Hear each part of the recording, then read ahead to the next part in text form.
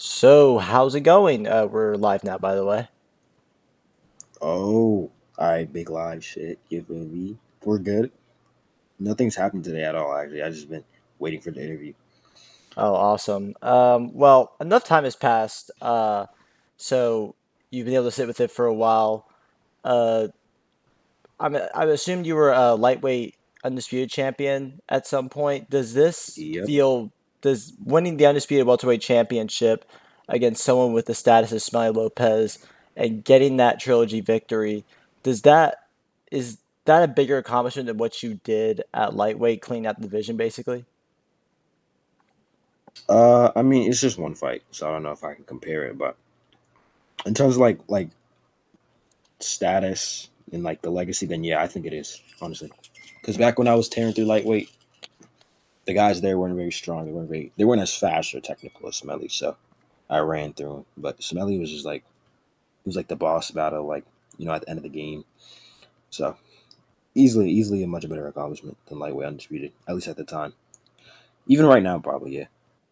Going into this fight, there had to be a lot of pressure. There was definitely some problems with the servers.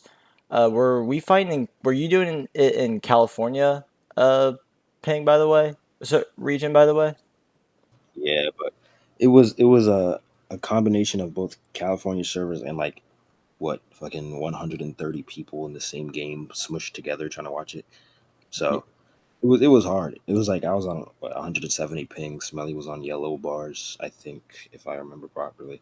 But yeah, thank God. At least it didn't yeah, as much as I thought it would. Yeah, it was a pretty well fight. Going back to like, the start of it, did you know you would have to get into this technical chess match going in, and what was like the game plan to take on a guy like I mean, Smelly? because Smelly, like he likes to back up a lot. So the plan originally was to just force him into the court and like stop him from moving. But problem with the servers mixed with the host and the server and the ping and all that. I was like, all right, we're just gonna have to stick to outboxing for this one, and it worked. So In that 12th round, I think that was the real decider right there. Um, how are you able to land such a clean shot at the end of the fight? Because at that point, I don't think there was any massive moment that really turned the course of the fight, and I think that was a really big one. Many people thought like the winner of this round would win the fight. Where did you see it at the time, and how confident were you that you got the decision? I mean, personally, me and my coaches said I was up like a few points, probably like 2 3 points, but we knew with the way judging is like absolutely based off the round. It's not objective. Some of it has like a subjective value to it. So we also assumed that I was just about tied with him in terms of the judges. So they told me, "Hey man, you gotta pull something. If you win this round, you win the fight. But if you don't, you might not." So What I is the remember, great? and in terms of like pulling out the shot, landing a shot, it was a hail mary, really. It was a crazy fight. How does the judging system work? Is it like so if someone's up in health, that pretty much means they win the round, or if it's tied, you have to go like subjectively, you have to see what were the more significant shots. I mean, I think it's a little bit of both. Usually, it's determined by health, but tie rounds, I'm pretty sure if there's like an overwhelmingly dominant moment for one fighter during the round and it ends up tie, then that dominant fighter gets the round, if I'm not mistaken. Did you think at any point in the fight, because like it was a pretty wild night of fights, a lot of knockdowns, but no true finishes, were you going in there knowing you had to go 12 rounds, or were you thinking that you probably could finish him? Yeah, I knew it was gonna be a decision because he's a strong back foot fighter. So in terms of getting a knockout, it would be overwhelmingly hard to get one. So I kind of just assumed that if I couldn't get the knockdown, I shouldn't chase it because it's too much risk. And now what's next for you? I mean, that was an incredible win, and from like I think the second biggest crowd PBC's had. Is that correct? Yeah, in terms of total gate, I think the Ryan versus Jay fight didn't have a stream, so they didn't gate as much as us. But yeah, Yeah, it was a pretty insane thing. But like, what's next for you now? Because they said Smelly with a rematch clause for some time. I know you want to hold on to the undisputed belts for a bit, but like, do you have any names? Like, not necessarily a call out, but any names you're interested in? Uh, kind of egotistical, but I don't see anyone as of right now that just I think I want to throw hands with. In terms of like call outs, Bodie's been saying my name a whole lot. Ryan's been saying my name a whole lot. Everyone's been saying my name a whole lot. There are some decent contenders at welterweight, but the division is just dry to me. So I'll have to figure it out down the line. So you have motivation to stay at welterweight for a long time, or did you just want to get this trilogy done with Smelly? I might stay for a bit, but I think I'm not gonna be here too long. Honestly, I might I'll have to find a new division to move to, but after that, I don't know. It's gonna take a while to figure out where to go because there's incentive all over the place, but just not in welterweight. And going back to like the start, because I think were you there at the beginning of PBC? Not the beginning, but I would say towards it, just about towards it. And like you look back in your journey from like your first fight to the point where they were having like events every day. I recall you saying, and now to this Yep. point, these fights are massive, incredible action, and you just became the undisputed welterweight champion, undisputed at a second weight class. I mean, how does that feel being able to accomplish so much in this sport? Not done yet. You feel me? Everyone's talking about I'm old. I run my course, but I don't think I'm there yet.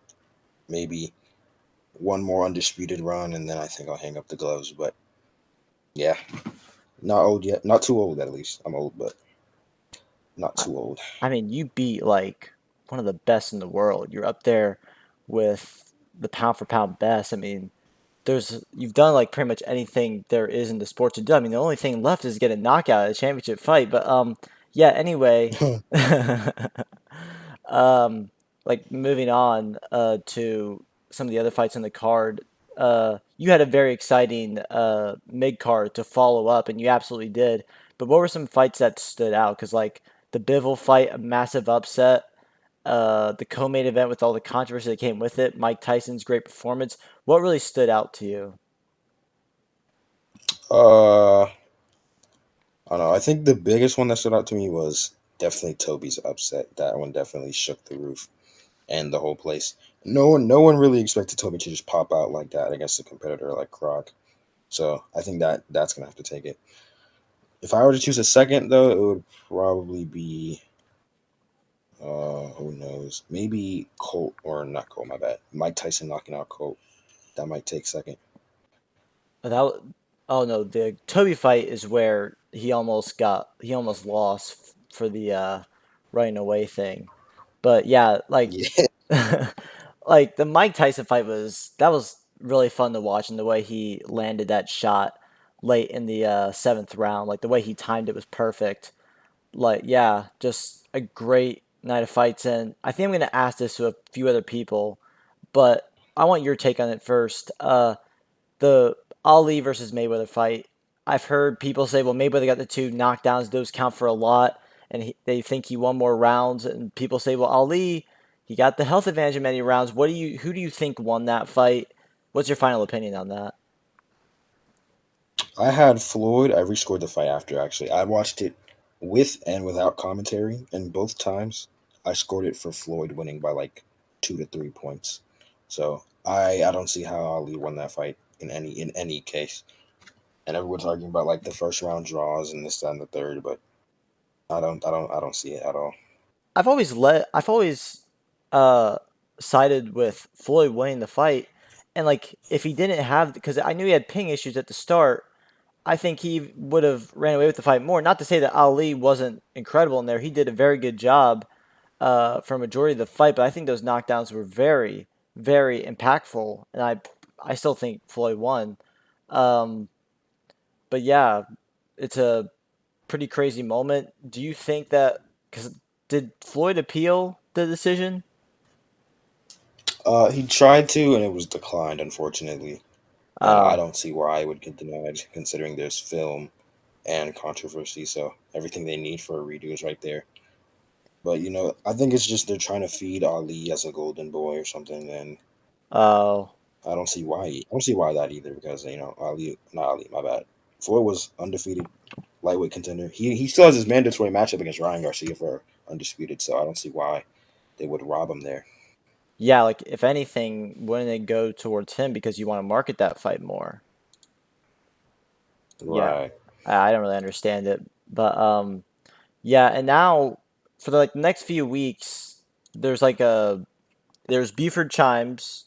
I'm excited for his fight. There's 293. That's still on the 12th, right? The 15th, I think I'm not sure. I don't have all I my think dates it's lined up. I think it's the 12th. I think it's like Alvarez versus Santa Cruz. Oh, that is the 20 something. I think. Maybe that's the Not 100 26th. I percent might be sure. wrong about that. But yeah, that's also a big fight. And then there is Vamp versus Oliveira. So like out of those three, like what are you most excited for? Uh, Kind of hard to tell. I think easily it's going to be the Antonio Supreme fight because Buford versus McWifi is just going to be Buford murdering McWifi. Bam versus Yeah. Oliveira is a fight like zero hype behind it, so I can't even say I'm enjoying. And even though Antonio Supreme I fought like 18 times, I want to see it again and again every time because they always put on like the biggest show, biggest stage, biggest stakes. So Is this another trilogy fight? all of the above. I'm not sure. I'll have to check later. Yeah.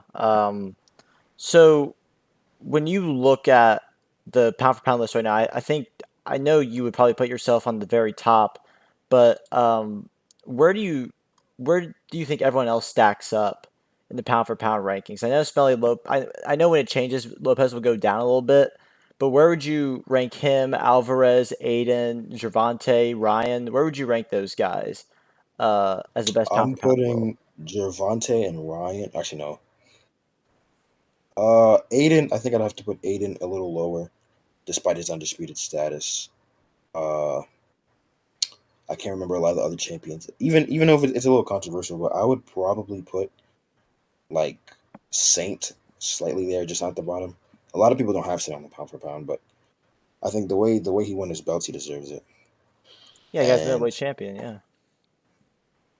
yeah, I think instead of me, I would keep Antonio at the top, and I don't know, maybe put myself top 4 or 5, just about, and Smelly maybe like 8 or 7. Huh. And so I'm definitely new here because I knew almost nothing going into the event, but it's interesting. Some of the title fights are gonna be for vacant belts. Um, I just wanted to ask, why are there so many vacant belts? Is there just not enough people to fill those spots, or I don't know what it is. I don't know. It's mainly just because Jay is a little stingy with the opportunities. And Oh, I okay. don't blame him really because there's not a lot of people worthy of it right now. So it's hard to find matches for belts that make sense. Yeah. So in terms of just the vacant belts, I mean it depends on the divisions because like featherweight, for example, it's just opened not a lot. The vanity divisions, of course, there's not gonna be a lot because those also kind of just like got reset in a sense. So in terms of just like the vacant belts, then yeah, just not a lot of challengers, not a lot of fights that make sense. Oh, okay. That makes sense.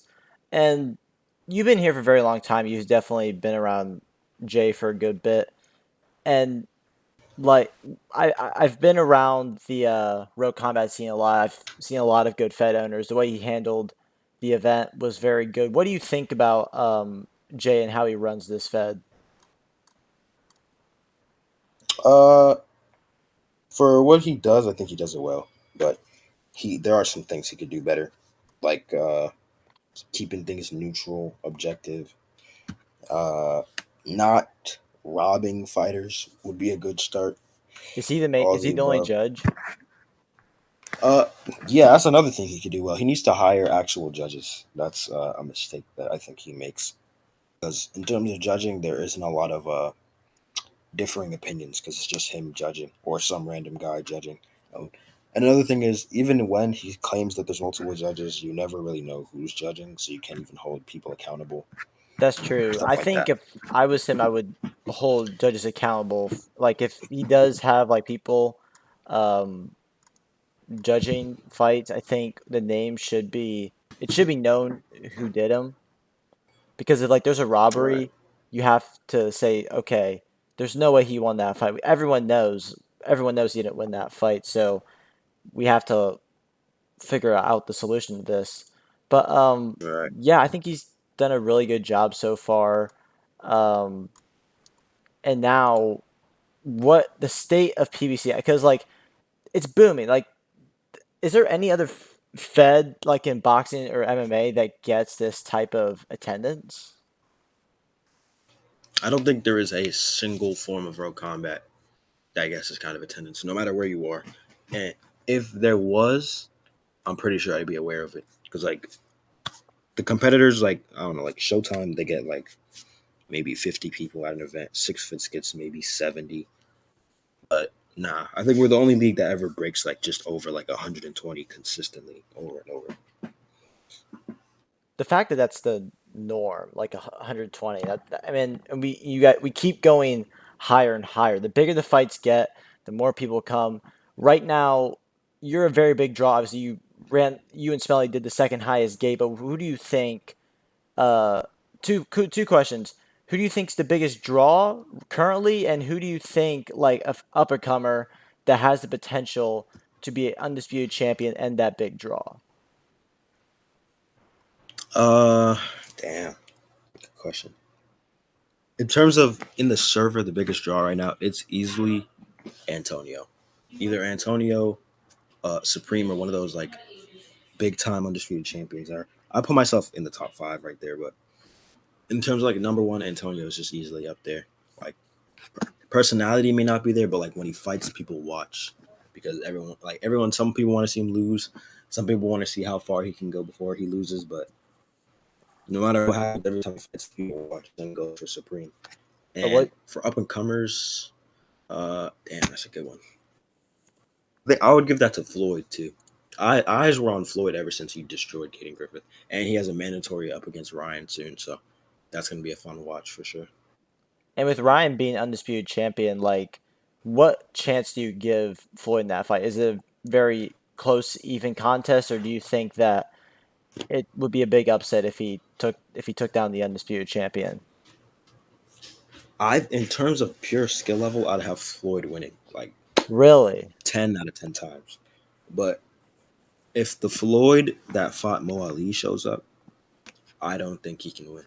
But I'm confident that Floyd will make the improvements and tweaks that he needs to get, you know, to adjust to the step up of competition from someone like Mo Ali to someone a bit more intelligent and what's the word? More used to the ring, like Ryan Garcia. So yeah, in terms of just if he gets his upgrades up and gets back into the groove, then I think he could easily beat Ryan. Speaking of showing up at your best, I mean, I know you had a pretty decent sized camp for preparing for Lopez. What was that like? Because I know, like, you, yeah, how was it like? It was hard. It was really hard. I had to go. Actually, it's a funny story. I went around local gyms and I went for like looking for the best guys in the local gyms to run camp with because Smelly he owns one of like the biggest camps in boxing right now, which is like his team Modelo. He owns it with Toby and Rick Diaz and them. He had all of Modelo behind him, and like when you have that kind of crowd, it's hard to get like people from outside of that crowd to run with you. So I got to think Supreme. So it was like Supreme, Monkey, Saint, all of them. They stood up for me. They were there for me when I wanted to run, and they helped me when I needed it, when others didn't need to. So yeah, I think they're the main reason why I won. It seems like a lot of people were counting you out in this fight. Like I knew it was gonna be a close fight going in because I knew your style could very much compete with Smelly's, but a lot of people were counting you out. Was one of the reasons because of the two different training camps, or was it just because people didn't think Smelly could lose? Because I you think it's proved just, it. That you I proved mean, you could man, beat like him. the dude was champion for what 380 days. So like, I mean, I would if a champion was champion for 380 days fighting a guy that just came off of a loss because he was washed up and didn't want to train, then yeah, I would definitely go for the champion. But I think the main reason, one of the other reasons that counted me out was just like the stuff they hear in the media about me being away from the ring for too long, and oh my god, Reem isn't training; he's only doing it for the money. Versus like a hungry, no matter where Smelly goes, he's hungry. He always wants to win. So I think that's like the main reason why people counted me out is because the drive. People think the drive was different, but Yeah, well, you definitely proved it. I mean, that was a great performance. And I mean, throughout your career, I think the big criticism some people will make was that you don't really go for the knockout very much. But I think it's your style is great because you just say, I'm going to beat you throughout 12 rounds. There's nothing you can do about it. And the difference between you and Haney is that you're not hugging your opponent half the time. But yeah, when did you start developing your style of boxing, and when did it become like, is it at its peak right now? Like, do you think you're at your complete prime as a boxer? complete. I don't know. I don't think I'm there yet. I have some changes to make in terms of like my offense, for example, is not very good, so I have to start working on that. Uh, yeah, defense looking fine in terms of my pacing is looking fine. Outbox is looking good, but one of the things I want to get really good at is being in that pocket for as long as I can. I'm gonna start pushing for knockdowns a little bit more because the more I leave it in the judge's hands, the more likely I am to get stolen. So I'm gonna start working on leaving it out of the judge's hands. Yeah, especially in those close fights too. You can't be too careful. Right. So, that event was, to add on, an incredible day, a weird, like a roller coaster of emotions of a day in combat sports. We started, I think it was like right before the event, with basically a female fight boxing gym WWE spot. I don't know what it was. I can't really explain it. We went to PBC, got to see a bunch of great fights. Then we saw a massacre in the form of Spence versus Crawford. Crawford was incredible. He's one of the greatest of all time now. I'll I'll, I'll ask you about that in a second. And then we saw UFC 291, another great event. The UFC is repaying us for UFC 289. So let's start with the beginning. What did you think about that whole thing? Because I don't know much about that event besides the fact that someone went through a table.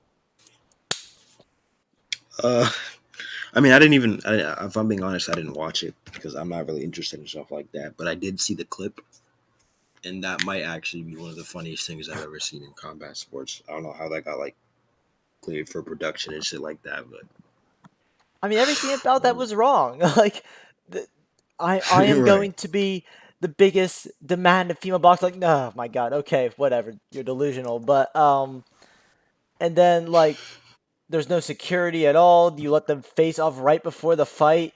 There just so happens to be a breakable table there. There's no security around. I mean, that had to be scripted, right? I mean, there's no way that's real.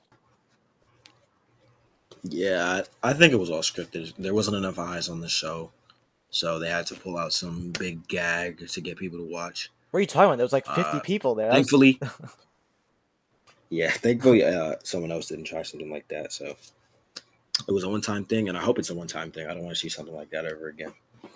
it's where I feel like boxing's going this way of, because there's like tag team boxing now. I was like, are you trying to go to pro wrestling Yeah, now? exactly. It's weird, but Yeah, all these weird rules, stipulations, and these little variations to get people to watch. I don't know. Maybe it's working. I mean, if it wasn't working, I don't know if they would keep doing it. it's all leading to Paul versus KSI in a Hell in a Cell Inferno match. Just get ready for it. Right. But for boxing, that was actually a pretty good card that they put on for Crawford Spence. What did you think about the fight, first of all? I mean, that was pretty shocking. I think many people went into that like it's gonna be a very Yeah, even contest. it was hard to watch, man. Truly hard to watch. all the polls had Crawford winning by like 5%, 10%.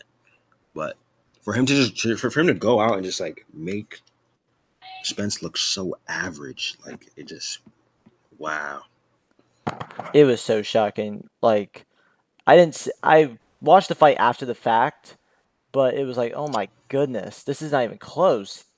Crawford looks great in the ninth where he finished him, and Spence just looked. He looked horrible. He didn't look horrible. He was fighting. He Hold on, definitely. give me a second. I'm gonna be right back. Okay, we'll be right back, folks.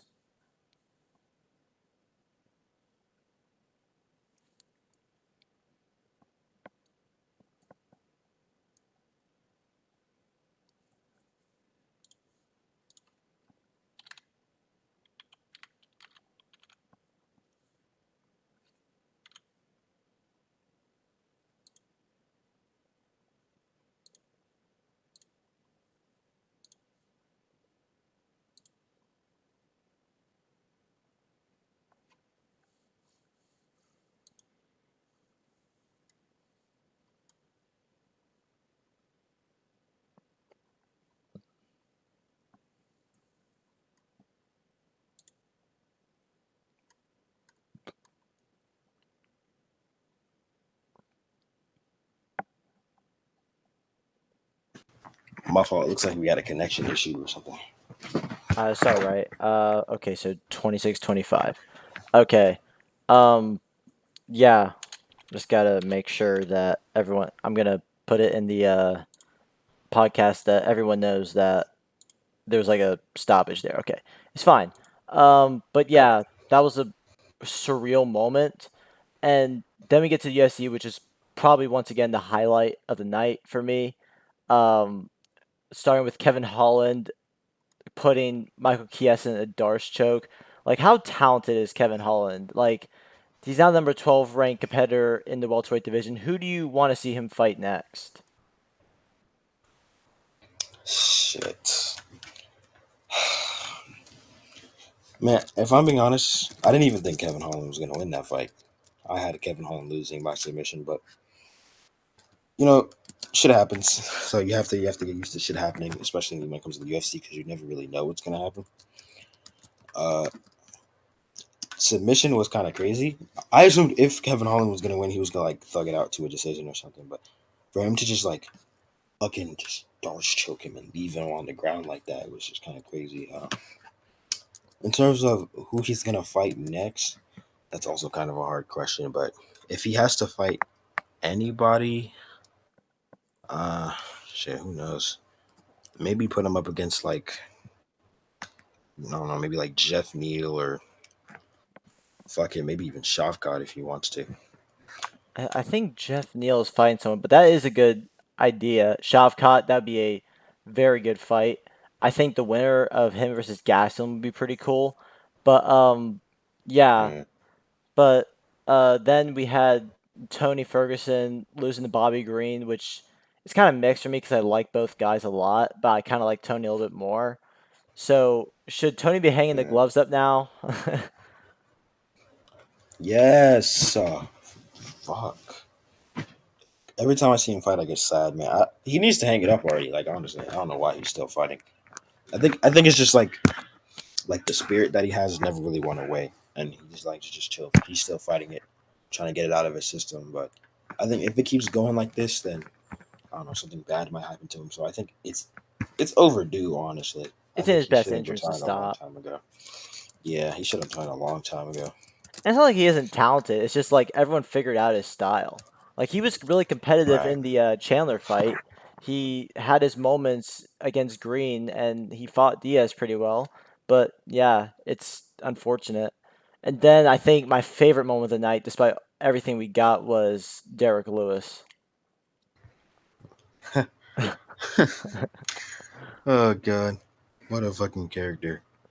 Like George Masvidal's in the crowd. He throws an incredible switch knee, gets him out in the first round. Did you think that was an early stoppage, or do you think that was okay? For what the Derek Lewis fight? Yeah. Yeah, no, it was definitely not an early stoppage. It was over. The fight was over. The guy wasn't even putting up a fight anymore. I don't think That's he was true. just eating hits on the ground, and Derrick was just raining shots, and the referee got scared and was like, "I gotta stop this fight," and he stopped the fight. So You gotta I understand think who good job on Derek the Lewis referee. is. Like, yeah, he's gonna. Those are really hard shots he's taking. But I heard an argument for that. But yeah, and I think the next one is Pereira and Blahovic. Was that a was that a good decision? I thought it was a good decision, but what do you think? I personally thought it was, I don't know, kind of in the middle. I didn't want to score it because when I score it, I make mistakes. And when it comes to the criteria, it's really 50-50 because Blahovic was getting messed up on the feet and then like bear hugged him for like the last half of every other round. So I don't know. It depends on whether the judges were leaning for his control or Pereira's damage on the feet. And I had Pereira's damage on the feet over. So That's I true. think it was a good decision. I thought, yeah, I didn't realize that Blachowicz really got outstruck in that fight until I rewatched it. And kept getting hit every time he tried to enter. Pereira's striking is just beautiful, and that was a really good fight.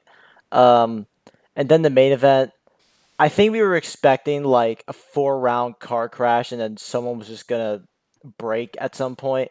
I didn't expect the exact same head kick of last year in Salt Lake City. What do you think about that fight? And man, that head kick. And where do you think Justin Gaethje goes from here? It's weird because Justin Gaethje, he usually fights like he doesn't know how to fight, if that makes sense. It's Yeah, it like makes sense. it's weird. Like it's a bar fight Yeah, fighting style. I it's don't get like how it it's like a works. street fight where like there's a kid that walks up to you and tries to hit you, and then it's just basically a brawl. Exactly. And he decided that for the Poirier fight, he was actually just going to stand up and like fight like an MMA fighter, and we saw what happened. I don't think like Gaethje. I don't think Poirier was ready for just like a normal fight in the form of Gaethje. I thought he was getting ready to like, I don't know, Gaethje was going to throw some wild hooks, swing and miss, counter this, that, and the third. But Gaethje, he felt reserved. Like he Yeah. didn't throw. He threw crazy, but he didn't throw as crazy as he usually did, and I think that's what caught Poirier off guard, and I never eventually led thought to he had like, the knockout power either to do that. Like I know he knocked out Michael Johnson, but like I didn't think he had like the massive power to like put because Poirier's got a really strong chin. He just put his lights out. right, Like it was a picture perfect yeah, head kick. And I thought he wasn't throwing as hard because like in the Ferguson fight and even the Khabib fight, like he would throw really hard to start off, and Whitman would have to calm him down. But like right, yeah, I never knew he had that type of power. yeah. Especially not in the form of a head kick. I couldn't imagine Justin Gaethje throwing a freaking head kick to knock out It Dustin was like the Poirier. first one too. That was one of the things. Yeah, I mean, he was throwing a few. He was throwing Oh, a it was lot, okay. especially in the first. But I don't know. Poirier was doing a great job blocking him, but I don't think he expected a cross into a head kick from Justin Gaethje, and I wouldn't either. So I saw caught him off guard. Usman's reaction. He's like, "No way, he just do that. No way." Exactly. It's like the same one that got me out. But yeah. Um. So where does he go from here? Is he basically fighting for the title after Islam beats up Oliveira? I think I don't think so. I think he has a proving match first, some sort of like to show that it wasn't just like a fluke and it wasn't random. And I think he has to fight one more guy and then see how he goes from there. I think there are guys he could take. I think he could. I probably can't get do Bronx after the Oliveira fight, but he could like take on Beneil. The Connor Money fight, like Yeah, that will be a Benil, while. him versus Benil is definitely one of the fights to make. Easily one of the fights to make. And I think Beneil was 100% when he was fighting Oliveira. So, I mean, we'll see. That would be an interesting stylistic matchup. But lightweight's so stacked anyway, so we're Right. probably going to get a good fight of it regardless. Hold on, let me get back to you. All right.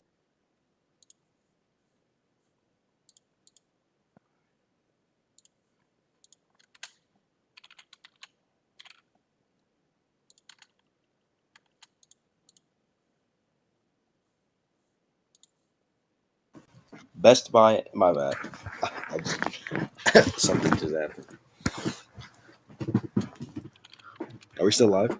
Yeah, we are. I'll try and wrap My this bad. up. So, well, Reem, congratulations first of all on your welterweight title win. Had a pretty good conversation. We're at like 35 minutes now. Tell people how they can find you and what you'll be doing in the future. Uh, anyone needs to talk, you might see me lurking in general chat. Don't. I'm telling you, if you shoot me a DM, I'm not gonna read it. So you have to find like some other way to, I don't know, ping me in general chat. Find me in a random server that I'd be in. In terms of what's next, I have the rematch with Smelly. I can't decline it because of the rematch clause. But after I beat Smelly again, we're gonna have to see what I do from there. Awesome, man. Can't wait for that one. That fourth fight, there's gonna be a lot more hype for that one. So, yeah, thanks, man, for doing this. And this will probably be out to like everyone will think this is on Wednesday, but I think it will be out tomorrow. We're recording this on Tuesday. But thanks, man, for doing this, and I'll see you later. Yep. See you later. All right, all right. Bye, everybody.